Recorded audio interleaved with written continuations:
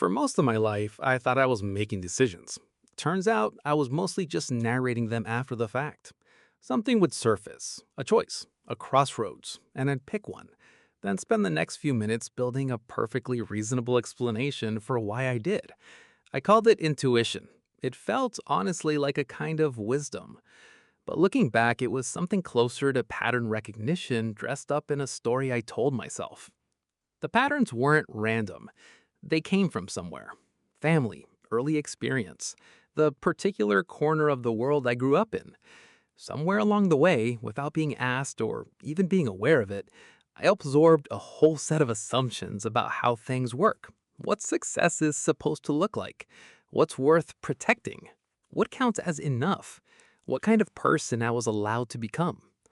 These assumptions didn't announce themselves. They didn't come with a label or an instruction manual. They just quietly shaped the terrain I was walking through, and it never occurred to me to question the terrain itself. There's an idea I keep returning to: the idea of thought architecture, the notion that the way you frame a problem determines most of what you're capable of doing with it. Take two people looking at the same situation, one holding a scarcity framework, one holding an abundance framework. They're not just going to feel differently about it, they're going to see different options, reach different conclusions, take different actions. Someone whose model of success is linear and singular will make systematically different choices than someone who holds a more pluralistic view of what a life can be. And here's what really struck me about this: these aren't just philosophical differences. They produce measurably different lives, different risks taken, different things written off as impossible before they were even attempted, different versions of yourself stepping out into the world each morning. Most people never consciously choose these frameworks. They were installed by the family you were born into, by the experiences that hit hardest when you were too young to fully process them, by culture, by geography, by whoever happened to have influence over you at the moments that mattered most. They run quietly in the background for decades. And the unsettling thing is that they run well enough that you don't feel the need to ever open the hood. Everything seems to be working, so why would you look? But what would it actually mean to inventory the frameworks you're running? Not as a productivity exercise, not to optimize yourself into some higher performing version, just to look, to actually hold up the lens you've been seeing through and genuinely ask, did I choose this? Does it still fit? Is there a completely different way to frame this that I've never even considered because the frame I inherited made it invisible? The way you frame a problem determines most of what you're capable of doing with it. That idea keeps returning because it's not really about problems. It's about everything. What you see as possible, what you quietly assume is fixed, who you believe you are at the edges of yourself in the moments when nobody's watching. Maybe the most quietly radical thing isn't changing a specific belief, it's realizing that the shape of the container itself, the structure you've been thinking inside of, is something you can actually examine, something you can hold up to the light, turn over in your hands, and decide whether it still belongs to you. Some of these mental models have been running since before you knew what a mental model was, and some of them, honestly, deserve a second look.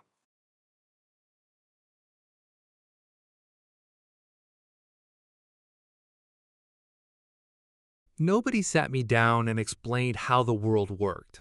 Nobody handed me a document, a rule book, a map. And yet, somewhere along the way, gradually, almost imperceptibly, I ended up with all of these. A working theory of what effort is supposed to produce, a quiet assumption about which kinds of people get to have which kinds of lives, a deeply embedded sense of what's realistic, what's excessive, what's simply not meant for someone like me. The strange part is, I didn't acquire any of this consciously. It was closer to absorption. The way you pick up an accent without ever studying phonetics. The way you learn what's funny, what's shameful, what counts as a good reason for something. Not through formal instruction, but through sheer immersion in a particular world with particular people at a particular moment in time. You didn't study it. You just marinated in it long enough that it became yours. Psychologists call this socialization. Philosophers call it enculturation. but those words make the whole process sound more deliberate than it ever actually feels from the inside. In practice, it's more like weather. You don't decide to be shaped by it. You just live inside it long enough and quietly, steadily, it does its work. The temperature of your assumptions gets set before you're old enough to reach the thermostat. I've spent some time thinking about the people who had the most influence over my frameworks without either of us knowing that's what was happening. A parent who never once said, "We can't afford that," but whose whole bearing, whose subtle tension in certain conversations communicated scarcity more clearly than words ever could. A teacher who lit up at certain kinds of answers and let others die quietly in the air. Friends whose sense of what was possible set an invisible ceiling on my own, not through anything they said directly, but simply through what they treated as normal. None of this was formal instruction. These weren't lessons anyone intended to give. They were just a texture of ordinary life. And yet they wrote code. Deep, durable, quietly running code. What's harder to sit with is this. Most of the people who installed these frameworks were themselves running inherited code. They weren't consciously authoring a worldview and handing it down. They were transmitting something they received largely unexamined from whoever shaped them, which means you can end up carrying mental models that are 3 or 4 generations deep, encoding the logic of conditions that no longer exist, solving for problems that were never actually yours to solve, carrying anxieties born in circumstances you've never lived in and never will. There's something almost archaeological about it once you start paying attention. You pull on a single belief and find it has roots. You trace the roots and find they belong to a different era, a different set of pressures, a different person's specific fear or longing or quiet resignation about how things go. And this isn't really about blame. Most of the people who shaped us were doing what people do, navigating their own inherited terrain as carefully as they could, working within frameworks they never consciously chose either. That's just how the thing propagates. The question that stays with me is quieter than that. It's whether you've ever actually looked at what was handed to you, whether you've ever gone down into the architecture and genuinely asked, what's load-bearing here and what's just accumulated habit? What still makes sense in the life you're actually living, and what was written for a version of life you're never going to have? There's a particular kind of mental model that doesn't announce itself as a limitation. It presents itself as realism, as clear-eyed, level-headed thinking, as simply knowing how things work. The kind of knowing that feels like it was earned rather than assumed. For a long time, I didn't question it, because it felt like wisdom rather than a cage. Scarcity thinking does that. It's subtle in a way that abundance thinking usually isn't. If someone tells you the world is full of possibility, that opportunity is everywhere and open to everyone, you can hear the optimism in it. You can weigh it, push back on it, decide whether you actually buy it. But scarcity thinking tends to arrive dressed as facts. There's only so much of this to go around. You have to be practical. Someone like you doesn't just get to want that. These don't feel like beliefs. They feel like observations about the way things are. And because they feel like observations rather than assumptions, they don't get examined the way beliefs do. They just accumulate. They sit at the base of how you see things, shaping what you reach for and what you don't, what feels worth trying and what feels like setting yourself up for embarrassment. The framework doesn't just shift your feelings about a situation. It changes what you actually see in it. Two people can look at the same moment and genuinely perceive different options. Someone operating from scarcity sees a resource question and immediately moves toward protection, toward what might be lost, toward competition. Someone holding an abundance frame looks at the same thing and their mind moves toward what might be created, shared, or opened up. These aren't just attitude differences. They lead to different conversations, different decisions, different outcomes. And over time, compounded across thousands of small moments, those differences become a life. What I find genuinely unsettling about this is how early the scarcity frame tends to be installed.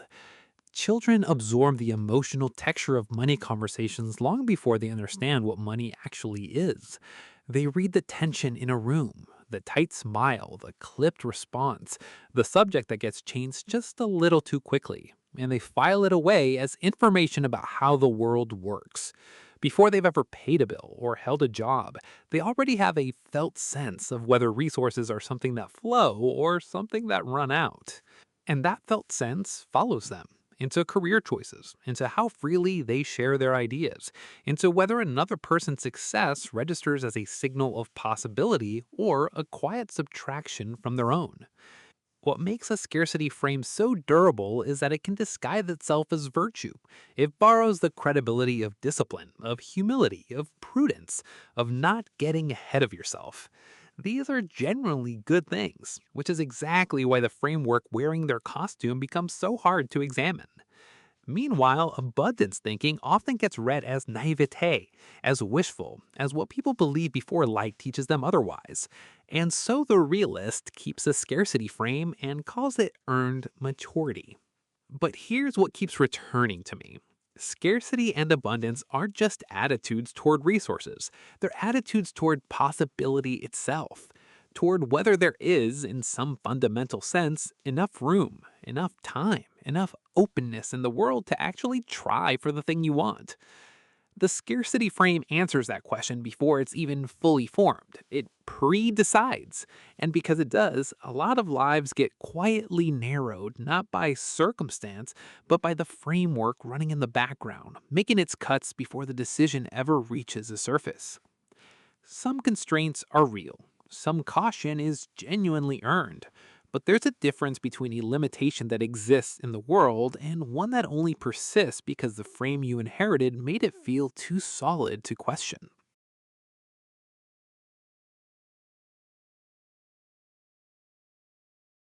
Examining a mental model sounds like something that happens in a philosophy seminar. Abstract, theoretical, the kind of thing that requires distance from ordinary life. A dedicated afternoon, a quiet room, the right kind of mood. But the moments that actually crack a framework open tend to be far less arranged than that. Usually it starts with friction. Something doesn't land the way you expected. A decision you were certain about produces a result that doesn't quite fit the story. Not because of bad luck, but in a way that suggests something structurally off underneath. Or you notice yourself defending a position with an unusual heat, the kind of intensity that isn't really about the argument at hand, but about something the argument is brushing up against. That defensiveness is often the first real signal. It means a framework is being touched. So what does it actually look like to examine one? Not in theory, practically, in the middle of a Tuesday. One thing that tends to work: follow the obvious back to its origin. When something feels obviously true, when a reaction is so automatic that questioning it doesn't even occur to you, that's exactly where it's worth pausing. Because obvious things have histories. They came from somewhere, at some point, for some reason. The question isn't necessarily whether they're wrong, it's whether you've ever consciously chosen them, or whether they simply arrived one day and stayed, unchallenged because nothing ever made it necessary to look at them directly. Another thing that tends to reveal a framework: notice where your imagination stops. When you're considering a possibility, a change, a new direction, something you want, there's often a point where the thinking just hits a wall, where it becomes hard to picture forward, where the mind quietly slides toward practicalities and objections without ever fully engaging with what's actually being considered. That wall is often a model, not a fact. It's the outer edge of a framework making itself felt. And it's worth asking, is this a genuine constraint in the world, or is it the boundary of a particular way of seeing the world that I absorbed somewhere and never questioned? What makes this genuinely hard is that frameworks feel like reality. That's precisely what they're for. They're how reality organizes itself inside a mind. So stepping back from one doesn't feel like a shift in perspective. It feels like doubting solid ground. Thomas Kuhn wrote about paradigm shifts in science, how an entire field can operate coherently inside a model right up until enough accumulates that the model can no longer explain. And then slowly or suddenly, the whole frame has to change. Something like that happens in individual minds too. Smaller, quieter, but structurally similar. The practical version might be just sitting with a belief long enough to ask a few honest questions. What would have to be true for this not to be true? What am I protecting by holding on to this framework? What would I attempt if I genuinely didn't believe this particular thing about how life works or about who I am inside of it? These aren't comfortable questions. The mind resists them, sometimes loudly, sometimes with an elaborate production of reasons why this isn't the right moment. But the resistance itself is worth paying attention to. The goal isn't to dismantle everything. That's not possible, and it wouldn't even be useful. Some frameworks are solid because they're true. The goal is something more modest and honestly more interesting than wholesale revision. It's just to know which frameworks are running, to hold them with a slightly looser grip, to be curious about the architecture you're standing inside, rather than spending an entire life in a structure you never once looked up to examine.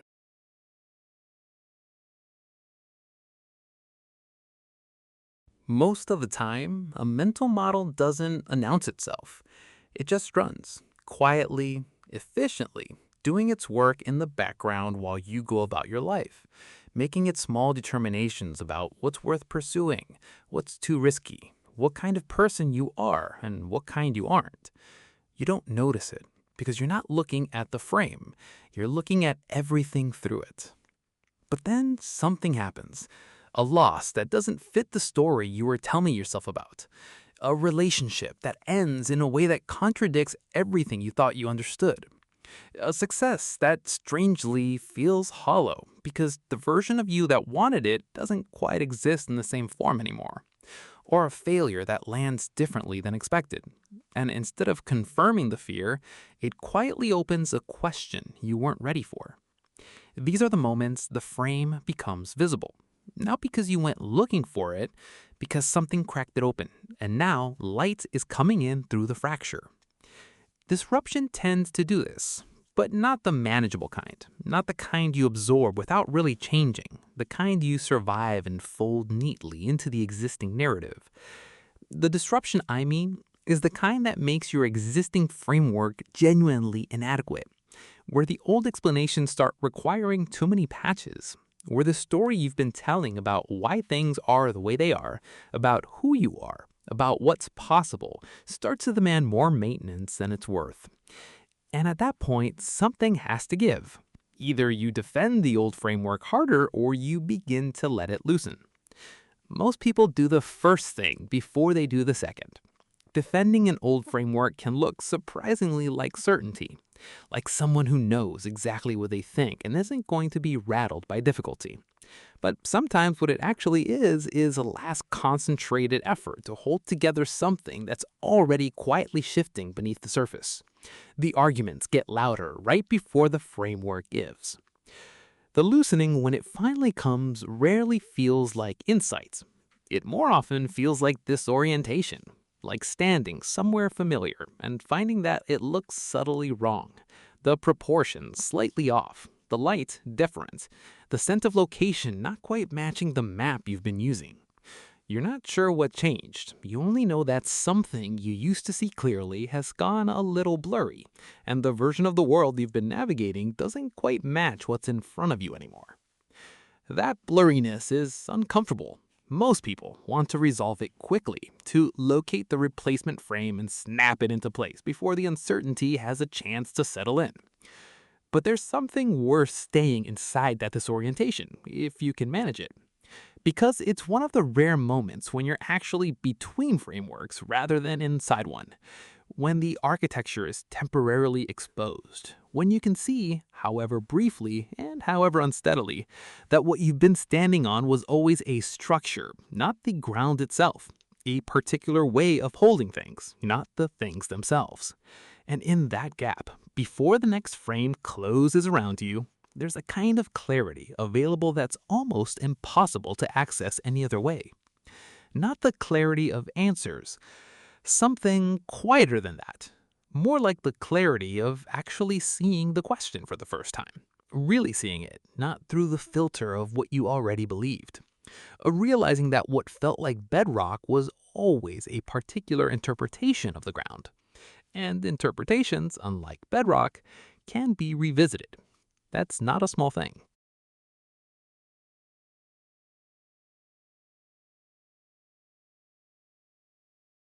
At some point, if you've been paying attention, you start to notice that the framework you've been living inside isn't the only one on offer, that other people are genuinely seeing the same situations differently, not because they have access to information you don't, not because life has been more generous with them, or because they're smarter or more disciplined, but because they're holding a different lens. And the lens changes everything downstream. This sounds obvious when you say it out loud. Of course, people see things differently. We know this. We say it. But there's a significant gap between knowing it abstractly and actually feeling the full weight of what it means. Actually grasping that someone else's mental model isn't just a slight variation on yours, but a genuinely different architecture. One that's been quietly producing different results, surfacing different options, making different things feel possible or impossible. Once that lands, something interesting opens up. You can try one on. Not permanently, not as a wholesale replacement for everything you currently think, just as a temporary experiment, a deliberate inhabiting of a different frame long enough to see what it reveals that your own doesn't. I've done this a handful of times with any real intentionality, and it's a stranger experience than I expected. You find someone whose thinking produces results you're curious about. Not someone you agree with entirely, but someone whose way of moving through the world suggests they're seeing something you're missing. And you try, as genuinely as you can, to look at your own situation through their frame rather than yours. Some of what becomes visible when you do this is genuinely opening. Possibilities you hadn't considered, angles on familiar problems that shift them just enough to make them feel workable rather than fixed. Options you'd quietly dismiss before they were even fully formed. But some of what becomes visible is harder than that. It shows you where your own framework has been doing something on your behalf without your consent, quietly protecting you from a risk you might actually want to take, or closing a door you might actually want to walk through. Architects do this deliberately. Product designers do it. Good therapists do it with clients, and sometimes do it themselves. The deliberate inhabiting of a perspective that isn't yours in order to see what's invisible from where you're currently standing. It's not about abandoning your own view. It's about recognizing that your view is a view, partial, situated, and shaped by the specific position you occupy, and that moving, even temporarily, give you information that staying still never could. What makes this more than a thought experiment is that you don't have to construct foreign frameworks from scratch. They're already all around you, in the people whose lives seem to run on a different logic than yours, in books written by people who arrived at genuinely different conclusions, not because they were wrong, but because they were standing somewhere else when they looked. In conversations where someone says something that doesn't fit your model, and instead of filing it as mistaken, you get curious about the frame it came from and what that frame makes possible. The raw material for a borrowed lens is never really the problem. What's rare is willingness to actually put one on. Seriously, not defensively. Because trying on a framework with genuine curiosity requires something that doesn't come automatically. It requires being willing to discover that someone else's way of seeing opens doors that yours has been quietly keeping closed. That's not always a comfortable thing to find out, but it tends to change the shape of what comes next. There's a specific discomfort that comes with changing a belief you've held for a long time. It's different from the discomfort of being wrong about a fact, getting a date wrong, misremembering a name. That kind of correction is easy. You update the information and move on. But changing a framework is something else. It doesn't feel like a simple correction. It feels in a way that's hard to articulate, like a small loss. Part of what you're losing is coherence. A mental model isn't just a single belief sitting in isolation. It's load-bearing. Other things are resting on it. Decisions you made, positions you took, the particular version of your story where that framework made sense. When the frame changes, all of that has to be renegotiated. And the mind resists this not out of stubbornness exactly, but out of something closer to structural self-preservation. Changing the foundation is expensive. The mind knows this. Psychologists have a term for this resistance: cognitive dissonance. the discomfort of holding two conflicting things at once. But what's less discussed is the particular texture of revising something you once held with confidence, because there's a layer of identity wrapped up in it. You weren't just someone who believed X, you were, in some small or large way, a person who believed X. Your arguments, your choices, maybe even some of your relationships were organized around it. Letting it go means letting go of a version of yourself, and that's a different kind of thing than simply updating a fact. I've noticed that this is especially true for beliefs that felt hard-won, the frameworks you arrived at in difficulty, through a painful experience, through years of working something out, carry a particular weight. They feel earned, and earned things feel like they should be permanent. But the process that produced them was situated in a particular time, a particular set of circumstances, a particular version of you with particular information. Which means a framework that was genuinely right for who you were then can still be the wrong frame for who you are now. The earning was real. The expiration date is also real. What makes this strange is that intellectual culture tends to celebrate conviction, knowing your own mind, not being easily swayed. These are presented as virtues, and in some contexts they are. But they can also become a cover for the thing that's actually happening, which is that updating feels like capitulation. Like admitting you were wrong feels like losing something you can't quite name. The alternative framing, the one I find more honest and more useful, is that changing a framework isn't a defeat. It's evidence that the mind is still working, still taking in new information, still willing to let experience do something to it. The fixed mind, the one that hasn't revised a core belief in years, isn't more certain. It's more defended. And defended isn't the same as right. There is a kind of courage in the update that tends to go unacknowledged. Not the dramatic courage of a public reversal, but the quieter kind. The private moment of sitting with something you believed and deciding, honestly, that you've outgrown it. That the evidence has been pointing somewhere you weren't ready to look. That the version of you that built this framework built it as well as they could. And that honoring that person might mean being willing to do what they would have done if they had more time. Keep going. Keep updating. Stay willing to be changed by what you encounter.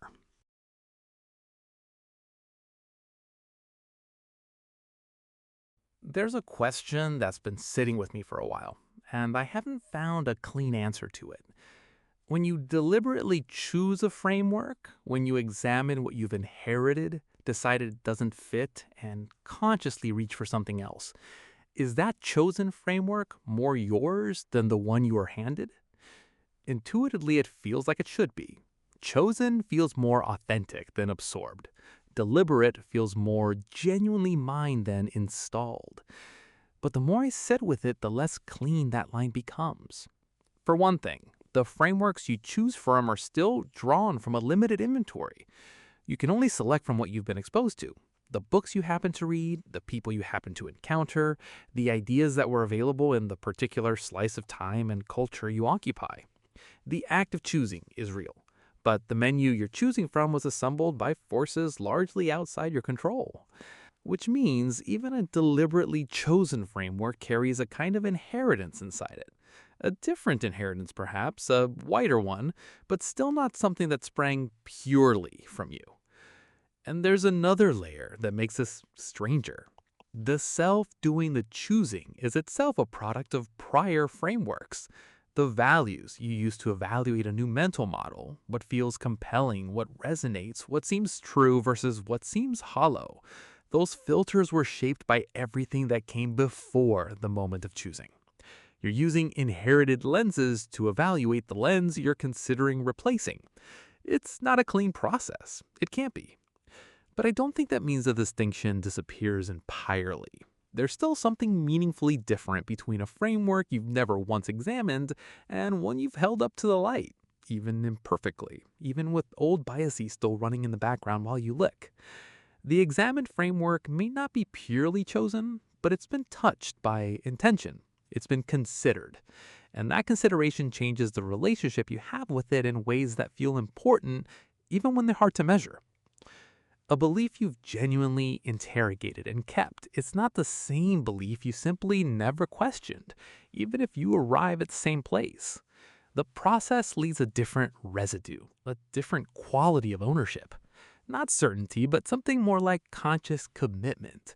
And conscious commitment, however impure, sits differently in the body than unconscious inheritance.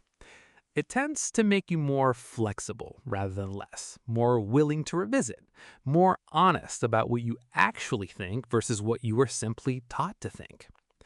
What I find quietly striking is how rarely framework design gets treated as a real and serious practice. We talk about self improvement constantly: habits, routines, skills, systems, optimization at every level.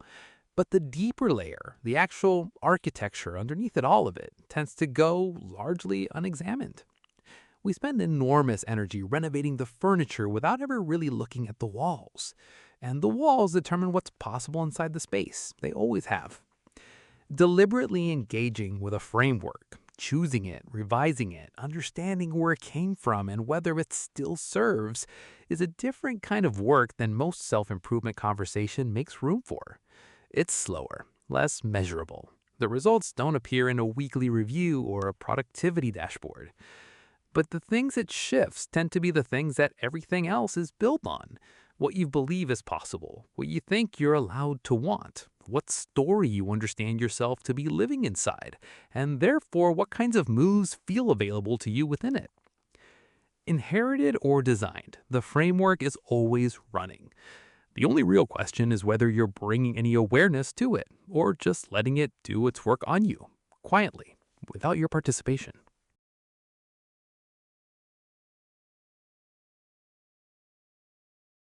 We've been circling something this entire time. Not a conclusion exactly, more like a recognition that the frameworks we carry aren't incidental to the lives we live. They are, in a very real sense, the lives we live. The container shapes everything that happens inside it. The walls determine what feels possible in the space. And most of us inherited our containers without ever being told that's what they were. What I keep returning to isn't a method or system, it's more of a stance. The idea that the examined framework, the one you've actually looked at, questioned, held up against your lived experience, and decided whether it still belongs, is a different kind of thing than the one that's been running silently in the background for decades, untouched, unchallenged, quietly doing its work. Not because examined is always better, but because conscious is different from automatic, and chosen, however imperfectly, is different from simply received. Over these segments, we've moved through a lot of territory together. The way assumptions get installed before we're old enough to know we're being aped, the particular grip of scarcity thinking, and how patiently it disguises itself as realism. The strange friction that arrives when a framework starts to fail, and the disorienting but genuinely useful clarity available, and that gap before the next one closes around you. The specific discomfort of updating something new once held with real confidence. The question of whether deliberately chosen frameworks are more authentically ours, or whether that line is blurrier than it first appears. None of those threads had clean endings. That was intentional, because I don't think this kind of work has a finish line. It's not a project you complete and set aside. It's more like maintenance on something that's always running. Periodic, honest, sometimes uncomfortable, and genuinely ongoing. The inventory isn't a one-time audit. It's a practice, something you come back to at intervals, with whatever level of honesty you can bring to it in that particular moment. What shifts when you do this with any consistency is subtle rather than dramatic. Not a new person, not a reinvention. More like a slight but persistent loosening of the grip the unexamined frameworks have on what you're willing to consider possible. A growing capacity to notice the edge of the lens rather than only the view through it. A little more space between stimulus and response. Between what happens and the story you immediately construct about what it means. That space is where something like genuine choice lives. It's a small space most of the time, but it's real and it can be cultivated. The most honest thing I can say is that this examination doesn't resolve anything permanently. You don't arrive at the correct set of frameworks and coast from there. The world keeps moving. You keep changing. The models that fit who you were at one point in your life may need serious revision after a significant loss, a significant discovery, or simply the slow accumulation of time and experience eroding what you used to be sure about. That's not the system breaking down, that's the system working. A mind that keeps updating isn't an unstable mind, it's an honest one. One that's still in contact with its own experience, still willing to be changed by what it encounters, still treating its own conclusions as provisional rather than final. So here's what I find myself genuinely curious about, and I mean this as a real question, not a rhetorical one. If you were to sit quietly with what you currently believe about what's possible for you, about the kind of life you're capable of building, what you're allowed to want, what counts as realistic versus what might just be a framework you absorbed somewhere along the way and never once stopped to examine, what's one thing you'd find there that might deserve a second look?